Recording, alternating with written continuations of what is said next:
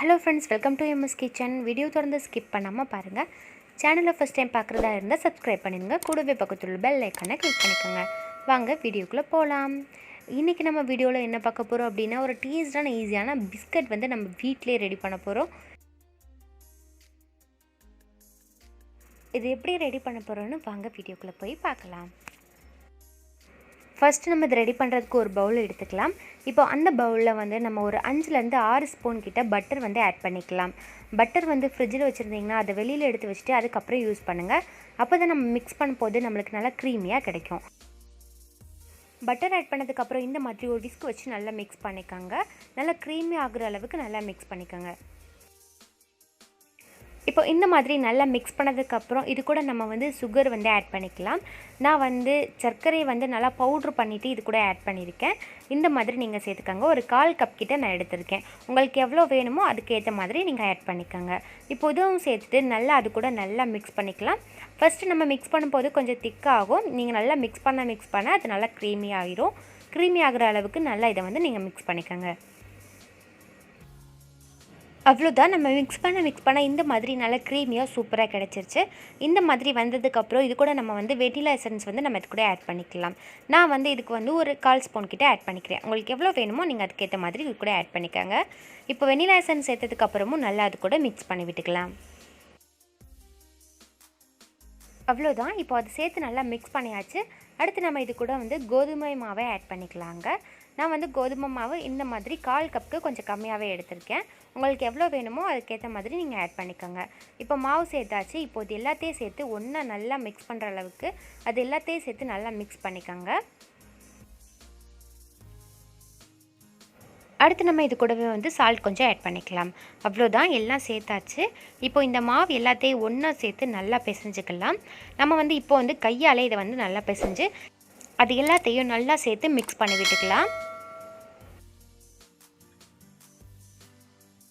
இந்த மாதிரி எல்லாத்தையும் சேர்த்து நல்லா மிக்ஸ் பண்ணதுக்கப்புறம் இது கூட கொஞ்சமாக நம்ம வந்து மில்க் வந்து ஆட் பண்ணிக்கலாம். லைட்டாக வந்து மில்க் ஆட் பண்ணாவே போதுங்க. மில்க் சேர்த்ததுக்கப்புறம் நல்லா நம்ம இதை பிசைஞ்சு சப்பாத்தி மாவு மாதிரி எடுத்துக்கலாங்க.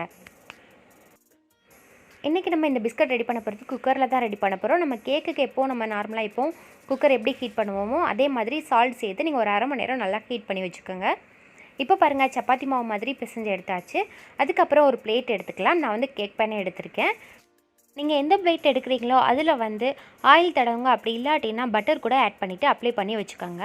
அதுக்கப்புறம் நம்மளுக்கு எப்படி பிஸ்கட் வேணுமோ அதுக்கு ஏற்ற மாதிரி நீங்கள் ரெடி பண்ணிக்கோங்க. நான் வந்து இப்போ எனக்கு பிடிச்ச மாதிரி ரெடி பண்ணியிருக்கேன். இந்த மாதிரி ரெடி பண்ணிவிட்டு நான் வந்து லைட்டாக கத்தியால் இந்த மாதிரி லைட்டாக கோடு போட்டு ஒரு ஃப்ளவர் டிசைனுக்கு வர்ற மாதிரி நான் வந்து லைட்டாக கோடு போட்டிருக்கேன். அவ்வளோதான். இதே மாதிரி உங்களுக்கு எந்த மாதிரி பிடிக்குதோ அது மாதிரி நீங்கள் ரெடி பண்ணிக்கோங்க. நம்ம வந்து இதே மாதிரி தான் இப்போ எல்லா பிஸ்கட்டுமே ரெடி பண்ண போகிறோம். அவ்வளோதான். இந்த மாதிரி ரெடி பண்ணி நம்ம வந்து ஆயில் வந்து அப்ளை பண்ணி பிளேட்டில் வச்சுருந்தோம்ல, அதில் ஒவ்வொரு பிஸ்கட் இதையும் நம்ம வச்சாச்சு. வச்சதுக்கப்புறம் இப்போ வந்து நம்ம ஹீட் பண்ணி வச்சுருந்த குக்கரில் நம்ம வந்து இப்போது அந்த இதை பிளேட்டை வச்சாச்சு. வச்சதுக்கப்புறம் இதை வந்து நம்ம இப்போது வேக வச்சுக்கலாங்க. நீங்கள் வந்து ஒரு 1/2 மணி நேரம் வச்சாவே போதும். இது வந்து நல்லா வெந்துடும். அவ்வளோதான். குக்கர் மூடி போட்டு நம்ம வந்து அடுப்பை சிம்லேயே வச்சுட்டு இதை வந்து நல்லா வேக வச்சுக்கலாம். பிஸ்கட் வந்து இதிலே வந்து ரொம்ப சூப்பராக ரெடி ஆயிரும். நீங்கள் டைம் கரெக்டாக வந்ததுக்கப்புறம் நீங்கள் அதை ஓப்பன் பண்ணி பாருங்கள். பிஸ்கட்டோட கலர் கொஞ்சம் மாறினோடனே நம்ம எடுத்து வெளியில் வச்சுக்கலாங்க. இப்போ நம்ம இதை ஓப்பன் பண்ணி பார்க்கலாம். பாருங்கள், பிஸ்கட் வந்து ரொம்ப சூப்பராக ரெடி ஆகிடுச்சு. இப்போ நம்ம இதை வந்து அப்படியே எடுத்து வெளியில் வச்சுக்கலாங்க. அடுத்து நம்ம எவ்வளோ ரெடி பண்ணியிருக்கோமோ அதையும் இதே மாதிரி வேக வச்சுட்டு நீங்கள் வந்து எடுத்துக்காங்க. அவ்வளோதான். ரொம்பவே டேஸ்டான ஈஸியான பிஸ்கட் வந்து நம்ம வீட்டிலே ரெடி பண்ணிடலாம். கொஞ்சம் நேரம் அப்படியே வச்சுருங்க. அதுக்கப்புறம் நீங்கள் வந்து பிளேட்லேருந்து எடுத்துகிட்டு நீங்கள் இன்னொரு பிளேட்டுக்கு மாற்றிக்கலாம். இதே மாதிரி ரெடி பண்ணிவிட்டு இது எடுக்கும்போதே ரொம்பவே சூப்பராக நம்மளால் எடுக்க முடியும். ரொம்ப ஈஸியாக எடுக்க முடியும். ஆனால் நீங்கள் ஆற வச்சதுக்கப்புறம் நீங்கள் ஒவ்வொரு பிஸ்கட்டாக எடுக்கணும். அந்த மாதிரி எடுங்க. பிஸ்கட் வந்து உடையாமல் ரொம்பவே சூப்பராக எடுக்க முடியும்.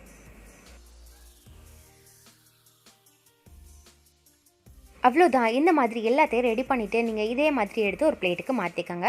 ரொம்பவே சூப்பரான டேஸ்டான ஈஸியான பிஸ்கட் வந்து நம்ம ரெடி பண்ணியாச்சு. இதே மாதிரி நீங்களும் ட்ரை பண்ணி பாருங்கள். இதோட கலர் லைட்டாக மாறினதுக்கப்புறமே நீங்கள் எடுத்துருங்க. அப்போ தான் பிஸ்கட் வந்து ரொம்ப சூப்பராக இருக்குது. ரொம்ப சாஃப்டாக ரொம்பவே வீட்டில் ஈஸியாக ரெடி பண்ணிட்டோம். இதே மாதிரி நீங்களும் ட்ரை பண்ணி பாருங்கள்.